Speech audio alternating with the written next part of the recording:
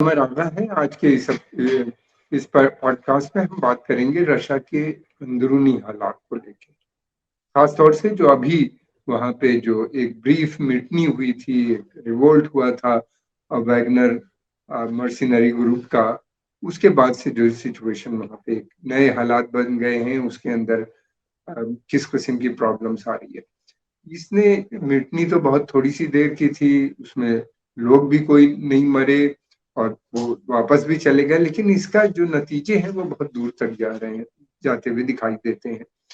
उसकी कई वजह है। पहली बात तो ये है कि एक बिल्कुल नए हालात वहाँ खड़े हो गए हैं। एक तो जो प्रेसिडेंट पुतिन है, उनको दोबारा से अपनी लीडरशिप को एस्टैब्लिश करना पड़ रहा है कि उनका जो होल्ड है वहाँ के आर्मी के ऊपर या दूसरे इंस्टीट्यूशंस के ऊपर, फिर उसके अलावा उनकी सपोर्ट बेस जो है, यानी वहाँ का जो चर्च है उस पे बनी रहनी चाहिए। चर्च की सपोर्ट बहुत ज़रूरी होती है, बहुत पावरफुल इंस्टीट्यूशन है रशिया का, क्योंकि अधिकतर लोग जो है वहाँ पे वो ऑर्थोडॉक्स क्रिश्चियन है और जिनके ऊपर चर्च का बहुत ज़्यादा असर है, उनका होना चाहिए।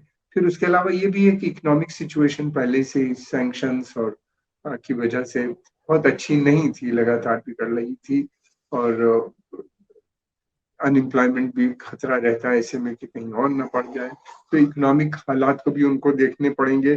फिर उसके अलावा ये है कि आर्मी की जो डिमांड है वो ये है कि भाई दो पावर सेंटर्स हमें नहीं चाहिए, एक ही पावर सेंटर होगा। ये नहीं हो सकता कि एक तरफ तो वो है वागनर मर्सिनरी ग्रुप और दूसरी तरफ रेगुलर आर्मी है। मर्सिनरी ग्रुप का कोई लेना देना आर्मी से नहीं है। आर्मी को, सेना को उनको वेपन देना होगा, सपोर्ट करना होगा, लॉजिस्टिक देनी, सपोर्ट सारी चाहिए होगी, तो सेना इस पे राजी नहीं।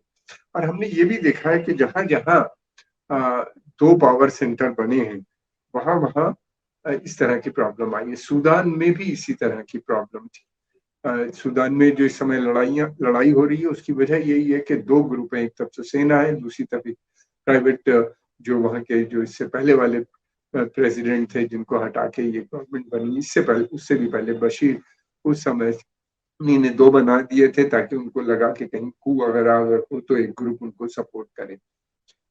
रशिया ने दूसरी कंसिडरेशन से, मैं समझता हूँ पुतिन साहब ने इनको वागनर ग्रुप बनाया। एक तो वो अपनी रेगुलर आर्मी को दूसरे मुल्कों में नहीं डिप्लॉय करना चाहते थे, नहीं भेजना चाह रहे थे, उसका बहुत बुरा एक्सपीरियंस हो चुका है अफगानिस्तान में। तो उन्हीं ने ये एक नया तरीका निकाला कि ये मर्सिनरी ग्रुप जाएंगे, लड़ेंगे, जो कि कनेक्टेड तो है आर्मी से और इंडिपेंडेंट भी है, एक तरह से देखा जाए डिपेंडेंट है आर्मी में और इंडिपेंडेंट है। तो ये एक जो हालात हैं वो एक बड़े क्रिटिकल होते हैं, ये आर्मी को मंजूर नहीं होते, किसी भी मुल्क की आर्मी को ये मंजूर नहीं होते। दूसरी बात ये कि अब वो ये कह रहे हैं कि नहीं भाई, ये आर्मी के साथ है, इनका आर्मी के साथ एक रिश्ता है और वो उनको दोबारा से, उनकी कोशिश ये है कि अब फॉर्मली इस ग्रुप को आर्मी के साथ जोड़ दिया जाए। अगर ऐसा नहीं करेंगे तो फिर मुश्किल ये हो जाती है कि डर इस बात का भी होता है कि ये जो इंडिपेंडेंट ग्रुप है अलग अलग कंट्रीज में, चाहे लीबिया हो, सीरिया हो, इराक हो, या बहुत सी कंट्रीज हैं, चाइड है, माली में बहुत हैं ये लोग, माली में बहुत अच्छा काम भी ये कर रहे हैं वहाँ की गवर्नमेंट के हिसाब से। तो ये सारे ग्रुप अलग अलग इंडिपेंडेंट हो सकते हैं किसी भी सेक्ट में, और इन ग्रुप के ऊपर किसी न किसी स्टेज पे अमेरिकन भी अपना कब्जा बना सकता है, और इनको एकदम से अबंडन भी नहीं किया जा सकता कि आप जाइए, हमारा कोई लेना देना नहीं। ऐसा होगा तो फिर पश्चिमी देश उनको लोग लेंगे। तो ये एक बहुत ही मुश्किल काम है जो इस समय प्रेसिडेंट पुतिन को करना पड़ रहा है। कहाँ तक कामयाबी मिलेगी ये अभी कहना बड़ा मुश्किल है, इसलिए कि आर्मी ने तो अपनी मर्जी जाहिर कर दी कि वो आ, किसी भी शर्त में दो पावर सेंटर को नहीं एक्सेप्ट करेंगे। दूसरी बात ये कि आर्मी के अंदर भी कुछ रिजेंटमेंट नजर आते हैं। वहाँ के बहुत से लोगों को जर्नल्स का पता नहीं चल रहा कहाँ है, पब्लिक में नहीं आ रहे हैं क्या, वो लोग तो अरेस्ट कर लिया गया है या उनको हटा दिया गया है, या वो खुद आना नहीं चाहते अभी पब्लिक में, कुछ इस बारे में पता नहीं। देखिए, रशिया में बहुत ज्यादा डेमोक्रेसी तो है नहीं कि वहां पे हर बात पता चल जाए लोगों को, और सेना की तो बातें यूं भी खुफिया रखी जाती हैं हर मुल्क में, और फिर रशिया ने तो और ज्यादा सी। तो ये भी नहीं पता कि रशिया की आर्मी की स्टेटस क्या है। दूसरी बात ये कि पश्चिमी सोर्स से मुल्कों के सोर्स जो है अमेरिका या यूरोप से जो आ रहे हैं, उन पे भी यकीन नहीं किया जा सकता कि इसलिए कि वॉर चल रही है और वॉर के चलते में हर चीज़ सही गलत कुछ नहीं होता है। बड़ा प्रोपेगेंडा वार बहुत इम्पोर्टेंट चीज़ होती है, तो वो उसका शिकार हो चुका है रशिया काफ़ी पहले से। तो वहाँ पे उनके जो असेसमेंट है उनके बारे में भी पता नहीं चल रहा। दूसरी बात ये कि हमको एक चीज़ और समझनी होगी, वो बहुत इम्पोर्टेंट है कि अमेरिका का ऑब्जेक्टिव क्या है इस वॉर में और रशिया का क्या ऑब्जेक्टिव है। रशिया ने तो अपना क्लियर कर दिया कि वो नहीं चाहता कि जो यूक्रेन है वो उसका पड़ोसी देश है, उससे बड़े बॉर्डर उसके मिलते हैं, वो नहीं चाहता कि ये किसी भी सूरत से यहाँ के ऊपर ये नेटो का मेंबर बने। नेटो का मेंबर बनने की बात मतलब ये है कि फिर वेस्टर्न मिलिट्री अलायंस यानी जो पश्चिमी देशों का सैन्य अलायंस है उसका रशिया के बॉर्डर तक वो आ जाएगा। फिर रशिया वो लोग अपनी मिसाइल भी वहां पे डिप्लॉय कर सकते हैं और वो एक रशिया उसको अपना एक बड़ा खतरे के तौर पे देखता है। उसने साफ साफ क्लियर कर दिया कि वो उसको एक्सेप्ट नहीं करेगा, बल्कि वो ये भी नहीं चाह बल्कि वो साथ में ये भी चाहता है कि उसका इन्फ्लुएंस वहां पे बना रहे। और काफी जमीनों पे भी लगभग 18% जो यूक्रेन की लैंड है उसके ऊपर इसका कब्जा है और ये वो एरिया है जहाँ पे अधिकतर फैक्ट्रियां हैं और दूसरी मतलब इंडस्ट्रियल बेस है और ये बहुत इम्पोर्टेंट एरिया है। यहाँ पे जो है नेचुरल रिसोर्सेज भी काफी हैं इसके ऊपर उनका। लेकिन दूसरी तरफ अमेरिका का ऑब्जेक्टिव है, अमेरिका का मानना ये है कि ये जंग एंडिंग है, इसको चलाए रखो खींचे रखो, उनके पास पैसा है, वेपन है, सिस्टम वो यूक्रेन को देते रहो, खत्म ना होने दो। सैंक्शंस ऑलरेडी उन्हीं ने लगा दिए हैं रशिया के ऊपर, इकोनॉमिक उनकी कमजोर हो रही है, तो उनको लगता है कि एक स्टेज के अंदर वहां पे जो सत्ता परिवर्तन होने के चांस है। उनको ऐसा लगता है कि अगर ये स्थिति ज्यादा दिन तक चलती रही तो फिर वहां पे पुतिन के लिए मुश्किल हो जाएगी। तो इस वजह से वो वॉर तो खत्म होने का वो नाम नहीं ले रहे, न बातचीत करने पे राजी होते हैं। अलाउ जरूर करते हैं लेकिन जो शर्तें हैं उस शर्तें को या पुतिन साहब कभी नहीं मानेंगे।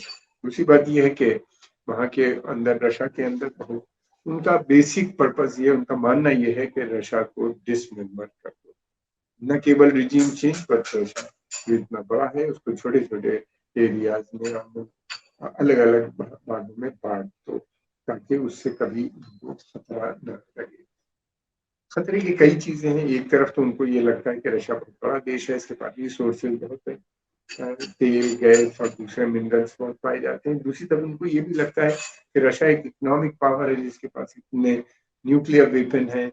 और तीसरी एक और चीज है जिससे पश्चिमी देशों को बहुत खतरा लगता है खासतौर से, कि रशिया ने पिछले कुछ समय में जो इनका जो साइंटिफिक एंड टेक्नोलॉजिकल डेवलपमेंट है वो बहुत रिमार्केबल है। उन्हीं ने जिस तरीके से हाई टेक सेक्टर में दोबारा से वो आए हैं और नए नए प्रोडक्ट बनाए, खासतौर से डिफेंस के सेक्टर में, जैसे कि S-400 S-500 हाइपरसोनिक मिसाइल और एक बहुत सी चीजें डेवलप कर दी जिनके बारे में अमेरिका को या यूरोप को पता भी नहीं था बहुत सी चीजें।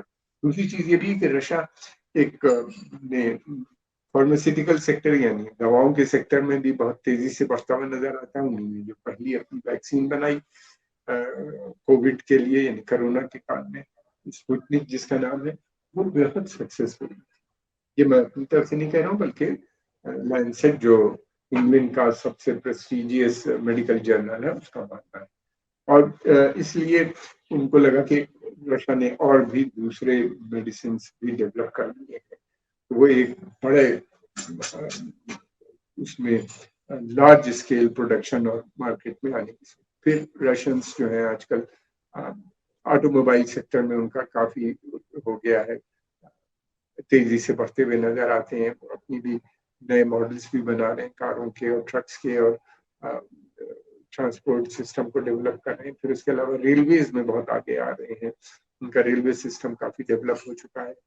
और फिर यही नहीं बल्कि वो सिविल एविएशन यानी हाई नेटवर्क प्रोडक्ट जहाज का बनाना, पहले वो बनाते थे एरोप्लेन्स जो सिविलियन उसमें यूज करते थे और उसके अलावा उनको वो ट्रांसपोर्ट और दूसरी चीजों में सेक्टर में यूज करने के लिए उन्हीं ने अनाउंस किया है कि वो दोबारा से अपने बनाए।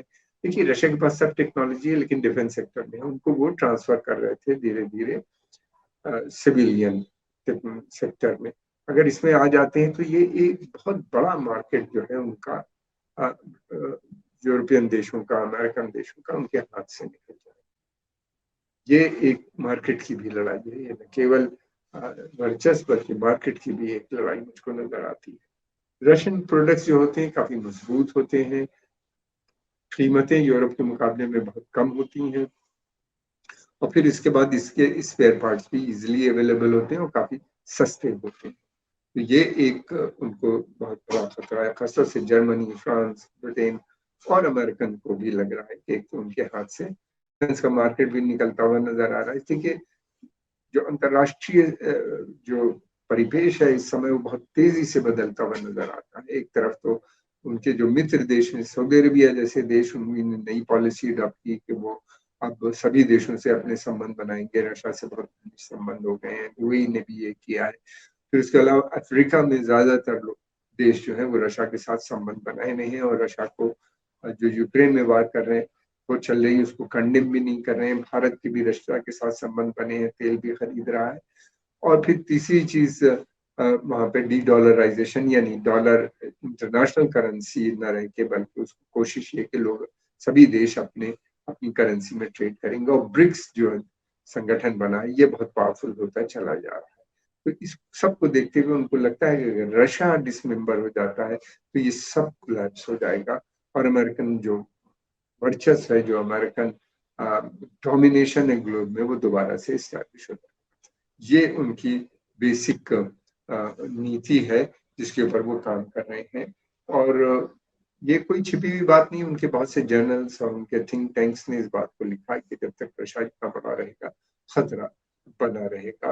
और बेहतर ये है कि उसको, दूसरी बात ये कि अगर रशिया टूटता है तो फिर उनका जो सपना है, एक बड़ा सपना के उस पूरे क्षेत्र में वो खासतौर से सेंट्रल एशिया के जो रिपब्लिक्स हैं या दूसरे आसपास के जो पड़ोसी देश हैं उसमें जो धीरे धीरे उनका प्लान था कि दोबारा से उनका इन्फ्लुएंस बन जाएगा, वो भी खत्म हो जाएगा। इसलिए कि सेंट्रल एशिया के जो देश हैं वो फिर इंडिपेंडेंट फॉरेन पॉलिसी वो भी अडॉप्ट करने लगेंगे, रशिया से दूरी बना सकते हैं, उनका तेल गैस है और वो यूरोप में बेचने लगेंगे।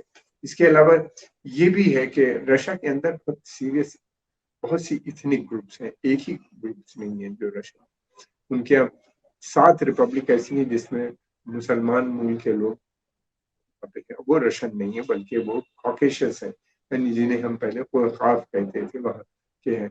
वो जो रीजन है ये ईरान से शुरू होता है और फिर उसके बाद रशिया के अंदर ये सब अर्मीनिया, अजरबैजान, ईरान का आधा हिस्सा, बड़ा हिस्सा, फिर उसके अलावा रशिया के साथ रिपब्लिक चेचनिया, दागिस्तान, ततारिस्तान, इस तरह के बहुत से हैं, 6-7 रिपब्लिक्स होंगे।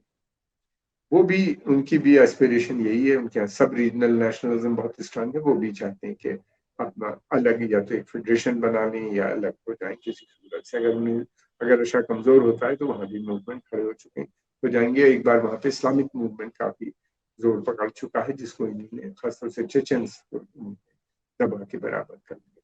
तो रशिया के लिए ये जो मिटनी थी इसने एक पंडोरा बॉक्स खोल दिया है।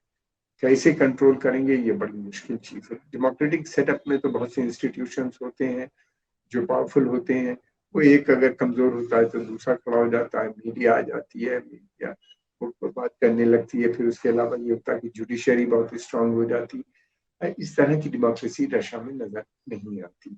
वहाँ पे जो है वो सेना, चर्च और फिर उसके बाद अब एक ही तरीका है इसको रशिया ने यूनाइट करने के लिए। रशियंस जो है हमेशा नेशनलिज्म को प्रमोट करते हैं और रशियन मूल के जो लोग हैं, खासतौर से रशियन मूल के बात कहना चाहता हूँ, वो नेशनलिज्म की एक मजबूरी भी होती है। उसकी वजह ये होती है कि वो चीज देखते हैं कि नेशनलिज्म ही उनको यूनाइट करती है, अगर डिसयूनिटी आ गई तो मुल्क टूट जाएगा। तो ये एक पॉजिटिव चीज है।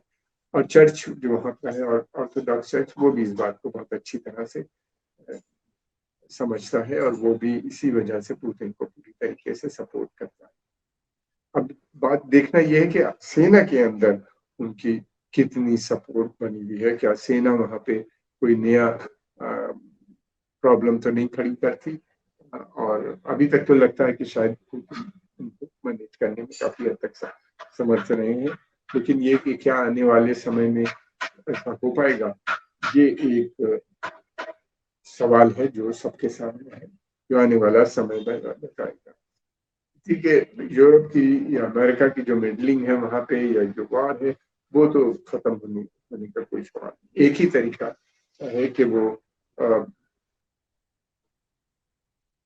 यूरोप अमेरिका भी रिसेशन में आ जाए, उनकी इकोनॉमी भी बहुत कमजोर है और वो पोजीशन में न रह जाए कि वो कर पाए। ये अमेरिका की इकोनॉमी सबसे पावरफुल देश है, उसके पास बेइंतहा सोर्स ऑफ टेक्नोलॉजी है, इसमें कोई शक नहीं है।